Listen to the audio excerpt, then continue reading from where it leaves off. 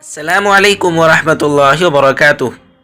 ناظرین، آپ سبھی کا میرے YouTube channel Islamic authentic talk میں خیر مقدم ہے۔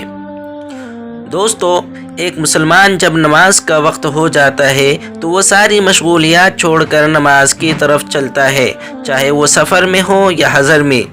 یہ ویڈیو ان مسلمانوں کے لیے عبرت ہے جو چھوٹے چھوٹے بہانے بنا کر نماز چھوڑ دیتے ہیں۔ یہ مسلمان نماز کا وقت ہوتے ہی راستے کے کنارے اپنی نماز شروع کر دیتا ہے۔ ایک اجنبی آدمی اسے پاؤں سے ٹھوکر مار کر دیکھنا چاہتا ہے کہ وہ کر کیا رہا ہے۔